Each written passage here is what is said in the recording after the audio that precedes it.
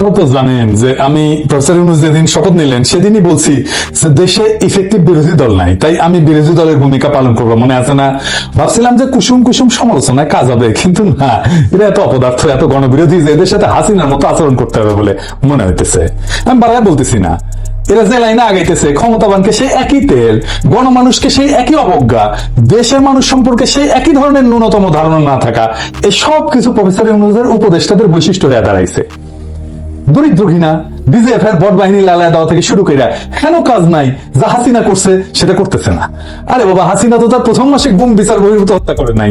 Professor ইউনূসের সরকার প্রথম মাসে গুম করেছে, বিচার বহির্ভূত হত্যা করেছে, প্রথম মাসে ডিজিএফ এর বট বাহিনী লালায় দিছে, আমার ভিডিও রেস্ট্রিক্ট করে দিচ্ছে। আমি বলছিলাম ডিজিএফ এর বট বাহিনীর সাথে চুক্তি বাতিল করতে হবে, স্বচ্ছতার সাথে দেশবাসীকে জানাইতে হবে শ্বেতপত্র কইরা কিভাবে অ্যাক্টিভিস্টদের পিছনে এই বট বাহিনী লাগানো হইতো, কত টাকা দিয়ে বট বাহিনী পালা হয়েছে, কোনো স্যাদবেদ নাই। এরা এক কান দিয়ে শুনে আর এক কান দিয়ে বের করে দেয়। আগে আমরা হাসিনার সংবাদ সম্মেলনে তেল দেওয়া দেখতাম, এখন নানা জায়গায় তেল দেওয়া হয়। আর এখন যেহেতু সবচেয়ে ক্ষমতাবান ব্যক্তি আসিফ নজরুল, তাই তেল তার আগে বেশি পড়িচ্ছে। আসলে একটু তেল মারাটা দেখি। আপনারা জেনে আনন্দিত হবেন যে ৩৬ জুলাই থেকে আজ পর্যন্ত বাংলাদেশের কেউ বিচার বহির্ভূত হত্যাকাণ্ডের শিকার হয়নি, যার মূল কৃতিত্ব যেতে পারে আমাদের শ্রদ্ধাভাজন শিক্ষক আসিফ নজরুলের নেতৃত্বের প্রতি। এটা হচ্ছে অ্যাটর্নি জেনারেল আসিফ নজরুল নিয়োগ দিছে, তো তেল মারিচ্ছে আর কি, যে নিয়োগ দিছে, নিয়োগ কর্তারে তেল মারা লাগবি না, এটা তো দরকার আছে, তাই না? তো কইছে যে ৩৬ জুলাই থেকে কেউ বিচার বহির্ভূত হত্যার শিকার হয় নাই, এই কৃতিত্ব নাকি আসিফ নজরুলের। এই যে বক্তিমা হইতেছে, বক্তিমা কলে সামনে আসিফ নজরুল বসে আছে, সেটা বক্তিমার শুরুতেই কইছে। এটা দেখে দেন এডিটর সাহেব। প্রিয় সুধী, বিচার বিভাগীয় কর্মকর্তাদের উদ্দেশ্যে আয়োজিত বাংলাদেশের মাননীয় প্রধান বিচারপতি মহোদয়ের অভিভাষণ অনুষ্ঠানের এই মহেন্দ্রক্ষণে উপস্থিত বাংলাদেশের মাননীয় প্রধান বিচারপতি ডক্টর সৈয়দ রেফাত আহমেদ, আইন, বিচার ও সংসদ বিষয়ক মন্ত্রণালয়ের মাননীয় উপদেষ্টা জনাব অধ্যাপক ডক্টর আসিফ নজরুল, যিনি আমার শিক্ষক ছিলেন, এখনো আছেন। এই ভিডিওটা ২১শে সেপ্টেম্বরের একটা প্রোগ্রামের নিউজ দেখেন। দেখেন, যৌথ বাহিনীর অভিযানে যুবদল নেতার মৃত্যু হয়েছে না, তো এটা কি বিচার বহির্ভূত হত্যা না? কত তারিখ দেখান তার সাহেব। গাইবান্ধায় পিটায় মারছে যৌথ বাহিনী দুইজন আওয়ামী লীগের পিটায় মারা যাবে, হ্যাঁ, এটা বিচার বহির্ভূত হত্যা না? তারিখটা দেখান এডিটর সাহেব। রাজশাহী বিশ্ববিদ্যালয়, জাহাঙ্গীরনগর বিশ্ববিদ্যালয় দুইজন ছাত্রলীগকে পিটায় মারা হয়েছে না, এটা বিচার বহির্ভূত হত্যা না? ঢাকা বিশ্ববিদ্যালয়ের তোফাজ্জলকে পিটায় মারা হয়েছে না? আমরা তো জানি সারা দেশে সেন্সেশন হয়েছে, সবই তো বিচার বহির্ভূত হত্যা। বেকুব এবং চূড়ান্ত তেলবাজ অ্যাটর্নি জেনারেল বানাইছে কে, বুঝছেন তো? তেল তো সব এমনি এমনি দেয় নাই, আসিফ নজরুলকে সেই জন্য তেল দিচ্ছে, আসিফ নজরুল বানাইছে, বুঝছেন তো? ক্যাঙ্কা মানুষগুলোকে সে আসিফ নজরুল বিভিন্ন জায়গায় বসাচ্ছে, বুঝছেন? এবার আসেন দেশের মানুষকে উপেক্ষা আর অবজ্ঞার কথা দেখি। আমি তো কইলেই হবে না, প্রমাণ দেওয়া লাগবি। তো আসেন দেখাই দিচ্ছি, প্রমাণ দিয়ে দেখাই দিচ্ছি। আমি তো প্রমাণ ছাড়া কিছু কথা কই না, কই না তো। এই যে স্কুলে যে বই পড়ানো হয়, সে একই বই কালে মাদ্রাসায় পড়ানো হয়, জানেন তো? এটা ধর্মীয় কিছু এক্সট্রা বই আলিয়া মাদ্রাসা শিক্ষার্থীদের পড়া হয়, কিন্তু সায়েন্স, কমার্স, আর্টস এর বাধ্যতামূলক সাবজেক্ট গুলো মাদ্রাসা এবং জেনারেল উভয়ের জন্য এক এবং অভিন্ন, একই জিনিস। তো সিলেবাস পর্যালোচনা করবে আমাদের মন্ত্রণালয়, কমিটি করেছে, দেখেছেন তো? এই যে এটা তো কমিটি মাদ্রাসার কেউ আছে? নাই। মানে মাদ্রাসার ছাত্ররা মানুষ না, তাদের মতামত নেওয়ার দরকার নাই। তো এরা শিক্ষামন্ত্রী বানাইছে ইউনূস, আর তার চাকরিদাতা ছাত্ররা। দেখেন হাসিনা নিয়ে কি কইছে, তারিখটা দেখান এডিটর সাহেব। কইছে শেখ হাসিনার দূরদর্শিতার মানুষের আকাঙ্ক্ষা লিখছে উন্নয়নের গল্প। হাসিনার উন্নয়নের সারিন্দা বাজানোর কারিগর আজ বিপ্লবোত্তর সরকারের শিক্ষামন্ত্রী হয়েছে। এডিটর সাহেব এই আনন্দে সারিন্দা বেঁচে দেন না, শুনি আছে বুঝছেন তো? কারা ক্ষমতা নিছে, যদি কামটা জানলেনি তা হইলেনি, কামও জানে না। আর নিকৃষ্ট ফাইসিবাদের দালাল বুড়া খাটাসকে এরা বানাইছে মন্ত্রী। আর এই মন্ত্রী শহরে আমাদের মন্ত্রিসভা কইতে কন, হ্যাঁ, এটা কিছু দেখি সব আওয়ামী লীগ দেখে একটা ইউনিস লীগ হয়ে গেছে, আওয়ামী লীগ আসিফ নজরুল লীগ হয়ে গেছে। এই লোকরে ক্যাঙ্কা করে বানাইছে, আর এই মন্ত্রী বানাইছে, যে কাজ ছেড়ে পড়ে যায় হাসিনার প্রশংসা করতে করতে তারে মন্ত্রী বানাইছে। ওই কি জানে, ওই বুড়া খাটাস কি জানে? কিছু জানে না। ও তো নোর বেড়া পারবি না বয়সের ভারে। ওগুলো আলাদা জিনিস দেখায়, এটা নিয়ে কিছু মনে করেন না, কারণ এটার মধ্যে আমার জিনিস আছে। তাও এক্সাম্পল হিসেবে দেখো, ওটা একটা শিক্ষা বাতাবরণ বলে সাইট আছে, যে এটা টিচাররা ব্লগ লেখে, আপনার কিছু মনে করছেন না, আমারও কইতেছি আমার নাম আছে তাই সংকোচ হইতেছে দেখাইতে, কিন্তু এটা এমন একটা এক্সাম্পল যে না দেখাইলে মিস করবেন। দেখেছেন দেশ বিদেশে ভয়ানক থিং সাইবার দুর্বৃত্ত, এর মধ্যে কে কোনটা কে জানেন, এর মধ্যে আমি আছি সাইবার দুর্বৃত্ত। এটা হচ্ছে সরকারি সাইটে জনগণের পয়সায় এই জিনিস যেটা বাংলাদেশ প্রতিদিন ছেপেছিল না, ক্ষমা টমা চাইছে, মাপ টাপ চাইছে, একেবারে ভাবে মাপ কইরা দেন আর করুন না, এরকম করে মাপ চাইছে না, সেই জিনিস ইটি দিছে। দেখেছেন মইনুল ইসলাম নামে একটা সিনিয়র টিচার, রংপুর ক্যান্টনমেন্ট স্কুলের মাস্টার, তো এই লেখাটা নিয়ে তার ব্লগ বাংলাদেশ প্রতিদিন যে আমাদের নামে কুৎসাপূর্ণ লেখা চাপিয়েছিল সেটার জন্য মাপ চাইছে, সেটা নিজের লেখা বলে চালাইছে, ওই পোস্টাইছে সরকারি সাইটে, আর এই বুড়া খাটা সেটা রেখে দিছে ওই সাইটে। এটা সে মাইনুলের চেহারাটা না দেখার না, দেখেছেন কি নুরানি চেহারা, এই বুড়া যাই লেখাচুরি করেছে আর আমার নামে সরকারি সাইটে লেখা উঠেছে, এটার জন্য ওটা ব্যবসা নেওয়া উচিত না, কিন্তু নিবি না। দেখেছেন মালটার চেহারা দেখেছেন, এই বুড়া এই যে লেখাচুরি করেছে আমার নামে সরকারি সাইটে লেখা উঠেছে, এটার জন্য ব্যবস্থা নেওয়া উচিত না, কিন্তু নিবি না। দেখবেন আমি লিখে দিতে পারি, সামনে লেখাটা সরাবে, হয়তো নাও সরাইতে পারে, কিন্তু ওরা কিছু কবে না, এই মাইনুলরা কিছু কবে না। দেখছেন না নুরাই নিছে, এরা নিজের হয়তো জামাতের রকম দাবি করে পথ প্রমোশন বাঘায় নিছে। যদি আজকে আমি গাইল দিতাম আর হুমকি দিতাম, দেখতেন ঠিকই ব্যবস্থা নিলইনি। আজ টেস্ট কেস হিসেবে রাখলাম, গালি টালি দিলাম না, দেখেন কি করে, দেখবেন কিছুই করবে না। মানুষই তো কয় আপনি গালি দেন কেন, হুমকি দেন কেন, আমি না আমার গালির জন্য নাকি আমার ভিডিও দেখা যায় না পরিবার পরিজন নিয়ে। তো দেখেছেন তো বাংলাদেশে তো গালি না দিলে কোনো কাজ হয় না, মাইক দিতে হয়, 6 মাস বয়স করে মাইক দিবেন, দেখবেন যে ঠিক কাম হয়ে গেছে, বুঝছাও। বাংলাদেশে না 2 হাত চালাইবেন, 2 পা চালাবেন, মুখ চালাইবেন তার সাথে, দেখবেন সব কাজ হয়ে গেছে, বুঝছাও। এটা হচ্ছে বাংলাদেশ। আর সুশীলরা মাইক দেয়, গালি টালি খুবই ভয় পায়, ডরায়, তো এটা আমি কেন এটা ইউজ করবো না, করবো তো। তো এবার আসেন ইন্ডিয়ার ইলিশ মাছ পাঠানো নিয়ে আলাপ করি। এটা নিয়ে আবারও আগে করছি একটা ভিডিও, কিন্তু আবার আলাপ করেছি, কারণ এই সরকারের অপদার্থপনা, দেশের মানুষের প্রতি অবজ্ঞা এবং দেশের মানুষের জীবনের কোনো খোঁজ না রাখা, মিথ্যাচার, এই সব কিছুর প্রমাণ। আমি বিষয়ের গভীরে যাওয়ার আগে আমি উপসংহারটা কইয়া দিই। প্রথমত এটা একটা ভুল পদ্ধতিতে না, ভুল সিদ্ধান্ত। দ্বিতীয়ত উপদেষ্টা মন্ডলী একটা টিম হিসেবে কাজ করতে পারছে না। সবচেয়ে খারাপ যেটা হইতেছে, কিছু উপদেষ্টা তার সহকর্মীদের প্রতি ন্যূনতম কোনো রেসপেক্ট, কোনো শ্রদ্ধা নাই। তৃতীয়ত কোন সমন্বিত পলিসি নাই, প্রত্যেক মন্ত্রণালয় তার নিজের পলিসিতে চলতেছে, আপনার হাত জগন্নাথ, সব বেড়াছাড়া অবস্থা। 4 নম্বর হইতেছে উপদেষ্টাদের আমাদের লড়াই সংগ্রামের প্রতি কোনো শ্রদ্ধা নাই। 5 নম্বর হইতেছে দেশের মানুষের জীবন, তার সংগ্রাম, প্রবাসীদের সম্পর্কে ন্যূনতম জানা বোঝা নাই। আর ফাইনালি সরকার স্বৈরাচারের মতো আচরণ করতেছে আর ভারতের প্রতি নতজানু নীতি নিতেছে। আমি 5 নম্বর থেকে শুরু করি। জিনিস খাই না, ব্যবহার করি না, আগে ওটা সুই দেখি, গন্ধ নেই, বই আনলে গন্ধ শুকি, জড়ায় রাখি, মাঝে মাঝে হাতে নিয়ে দেখি, আর ওই বইয়ের মধ্যে অজান্তে টপ টপ করে পানি পড়ে। দেশের খাবার আনলে আমরা একটু একটু করে খাই, ভয়ে কখন ফুরায় যায়। আমরা কি ইনকাম কম করি? কম তো করি না, হাত ভাঙা পরিশ্রম করে রেমিটেন্স পাঠাই, ওদের দিয়ে আপনাদের ফুটানি হয়, আমাদের রিলিজ দেন না খাইতে। আমরা মায়ের মানে ইলিশ খাই, তা অখাদ্য, তাহলে একটাই শান্তি, একটু গন্ধ পাই ইলিশের, মনে হয় দেশের গন্ধ। আমাদের জন্য কোনো মোস্তফা সরকার ফারুকি বলে না যে আমাদের প্রবাসীরা একবার খাক, 2 বছরে একবার খাক, খাইতে দেন, তাও দেন, দিচ্ছেন, দেন নাই। লজ্জা লাগে না আপনাদের?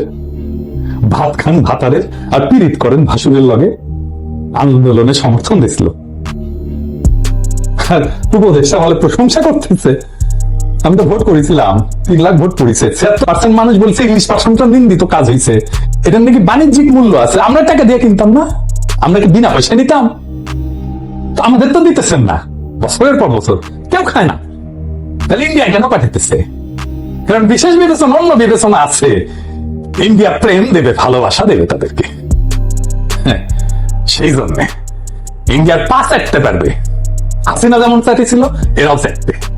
এবার আসেন দেখি যেটা কেন ভুল পদ্ধতিতে নেওয়া, ভুল সিদ্ধান্ত হইতেছে। আমাদের পক্ষ থেকে প্রকাশ্য প্রথম পদক্ষেপ ছিল যেটা হাসিনার অপসারণের পরে ভারতের সাথে এঙ্গেজ হওয়ার চেষ্টা।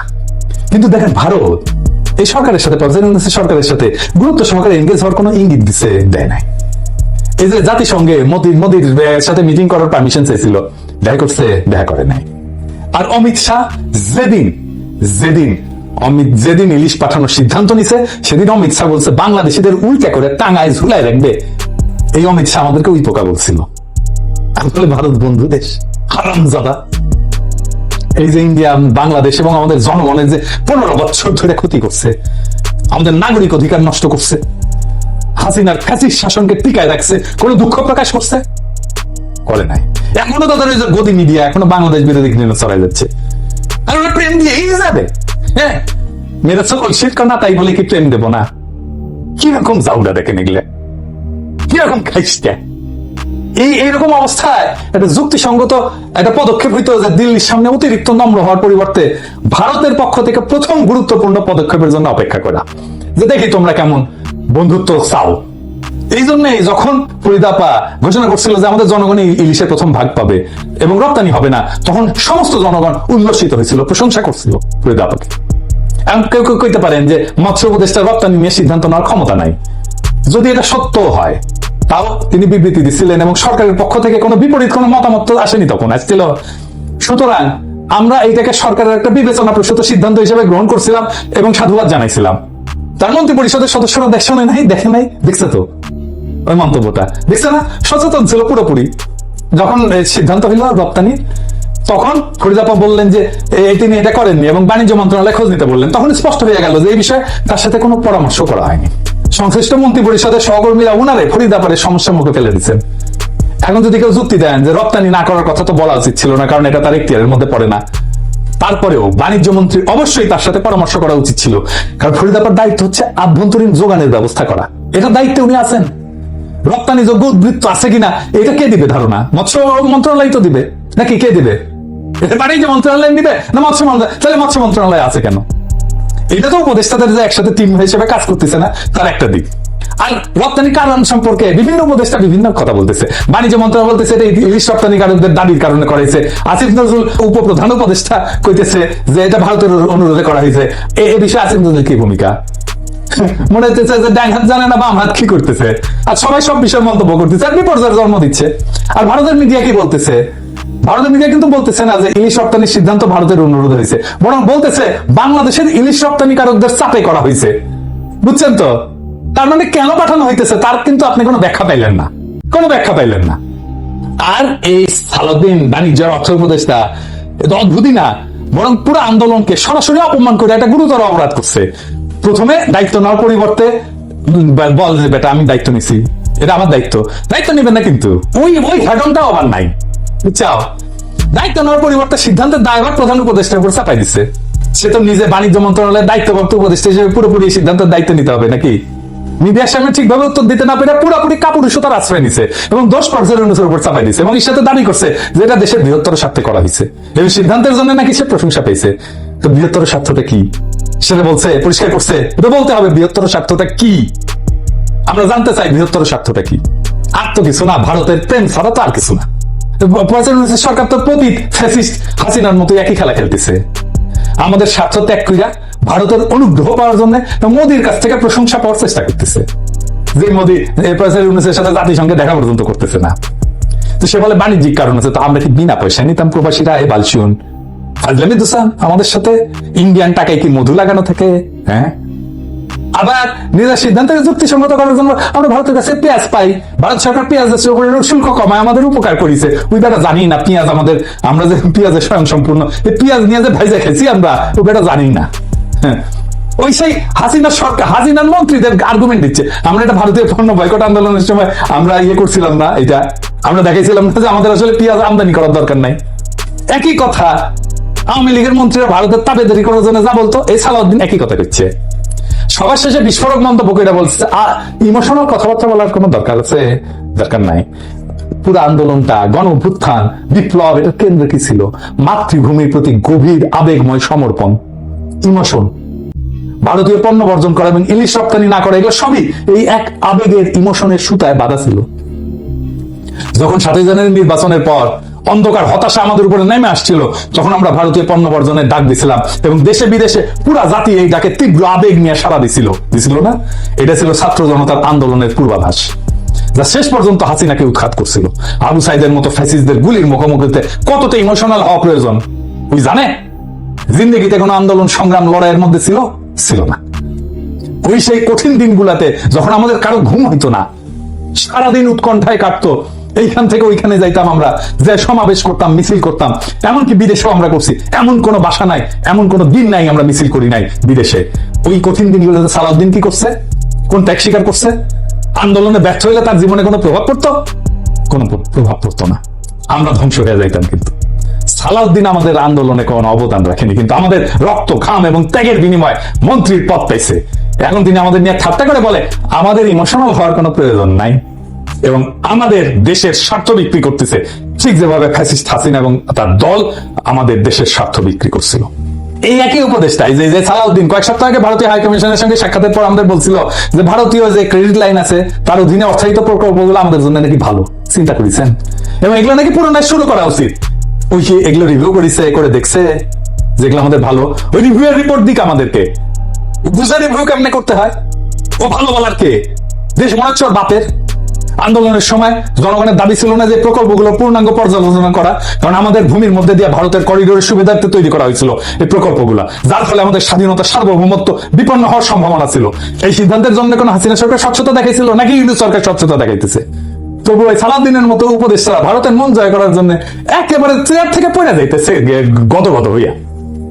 আমাদের জাতীয় স্বার্থ, স্বাধীনতা, আঞ্চলিক অখণ্ডতা এবং গুরুত্বপূর্ণ জাতীয় স্বার্থ রক্ষার জন্য ভারতের সাথে একটা সুসংগঠিত নীতি থাকতে হবে। তো সেটা অনুসরণ করার পরিবর্তে এই সালাউদ্দিন তার ব্যক্তিগত ভারত নীতি অনুসরণ করতেছে ভারতের আশীর্বাদ পাওয়ার জন্য। ভারত হচ্ছে তার বস, বসের সাথে আপোষ করতেছে এবং তার সহকর্মীকে অপমান করতেছে এবং আমাদের আন্দোলন এবং শহীদদের প্রতি নিষ্ঠুর রসিকতা করতেছে। এই সালাউদ্দিন তো মন্ত্রিসভার জন্য একটা হাই রিস্ক লোক হয়ে উঠছে। ভারতের বিরুদ্ধে দাঁড়াতে পারবে না। আমাদের স্বার্থ বিসর্জন দেওয়ার জন্য একেবারে খারাপ হয়ে আছে। ওই যদি মন্ত্রিসভায় থাকে, আপনি কি মনে করছেন না এই ইন্ডিয়ার স্বার্থ রক্ষা করবে? সব সময় করবে না? করবে। ওরে যাইতে হবে। যদি নিজে থেকে যায় তাহলে সে যা ক্ষতি করে গেছে সেগুলো আমরা মনে রাখবো, কিন্তু ওরে ছেড়ে দিব।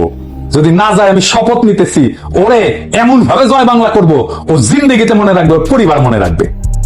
প্রফেসর ইউনূসকে কই মন্ত্রিসভাকে ঠিকভাবে চালান, সমস্ত মন্ত্রণালয়ের কর্মকাণ্ডের মধ্যে সামঞ্জস্য এবং সমন্বয় নিশ্চিত করেন, এবং সব উপদেষ্টাকে আপনাকে বলে দিতে হবে, বিশেষ করে ভারতের ক্ষেত্রে ব্যক্তিগত পররাষ্ট্রনীতি যেন তৈরি না করে। আপনি তো সাফল্য কামনা করি নাই। আপনি মনে হয় যে জিত করেছেন যে আমাদের বাচ্চা ছেলের মতো, যে আমাদের কথা শুনবেন না, আমরা যাই বলবো সেটাই শুনবেন না। তা আপনি তো স্বৈরাচারের মতো শাসন করছেন। আপনি যদি স্বৈরাচারের মতো শাসন চালায় যান, তো স্বৈরাচারের সাথে যে আচরণ আমরা করি সে আচরণ আপনি পাবেন। খুব শীঘ্রই দেখতে পাবেন যে জনগণ আপনার পিছ থেকে সরে গেছে। তো দেখছেন তো আপনার বিরুদ্ধে জাতিসংঘের সামনে আওয়ামী লীগ মিছিল করেছে, কেউ রক্ষা করতে আসছে? আপনাদের প্রবাসীরা আসে নাই। কেন আসে নাই? আপনারা কয়ে দিতেছি ভারতে ইলিশ রপ্তানির আদেশ বাতিল করতে হবে, কারণ বাতিল না করার তো কোনো কারণ নাই। টাকা দরকার, আমাদের পাঠান। সালাউদ্দিনকে মাপ চাইতে হবে জাতির কাছে, নয়তো পদত্যাগ করতে হবে। যদি তার ইগো খুব বড় হয় যে আমি মাপ চাবো না, তাহলে পদত্যাগ কর। আর যদি কিছুই না করে, সালাউদ্দিনের আমি ধরবো যেদিনই যাই না দেশে। আমার হাত থেকে কেউ ওরা বাঁচাইতে পারবে না, প্রফেসর ইউনূস আপনিও পারবেন না, ও কারো বাঁচাইতে পারবে না। আমি কামলা দিয়া কাম করি না, নিজের হাতে করবো। আর প্রফেসর ইউনূস, আপনি ইন্ডিয়ারে খুশি করার জন্য প্রবাসীদের বঞ্চিত কইরা যদি ইলিশ পাঠান, এই ক্যাম্পেইন আমরা শুরু করব যে আপনি ভারতকে খুশি করার জন্য প্রবাসীদের বঞ্চিত কইরা ইলিশ পাঠাইতেছেন এবং আপনি ভারতের স্বার্থ রক্ষা করতেছেন। আপনি ভাব দেখান আপনি ভারত বিরোধী। সালাউদ্দিন সাহেব, ইমোশনাল কথাবার্তা বলে জাকিরের লাভ নাই। লাভ আপনার মতো শকুনদের, যারা জাকিরের রক্তের উপর দিয়ে ক্ষমতার মসনদে বসেন। কোনো ত্যাগ নাই, কোনো যন্ত্রণা নাই, শুধুই উপভোগ। ক্ষমতা, অর্থ, বিত্ত, সম্পদ, সম্মান, সবকিছু। জাকিরের 2 ছেলে কিভাবে বড় হবে, তার স্ত্রী কিভাবে জীবন চালাবে, এই পিনাকি এক কাপড়ে দেশ ছাড়ছে, সব হারাইছে। 55 বছর বয়সে 400 ইউরো রিফিউজি ভাতায় জীবন চালাইছে। সুপারমার্কেটে নেয়ার এক্সপায়ারি খাবার খেয়ে বেঁচে থাকছে। বুকের ভেতরে শুধু আগুন জ্বালায় রাখছিলাম, হাসিনারে জয় বাংলা করে দেব। ওই আগুন কিন্তু এখনো নেভে নাই। ওই আগুন নিয়ে খেলেন না, সাবধান। ওই অহংকারের মসনদ জ্বালায় দেব, সারখাত করে দেব। সরি বলার টাইম পাইবেন না সালাউদ্দিন সাহেব।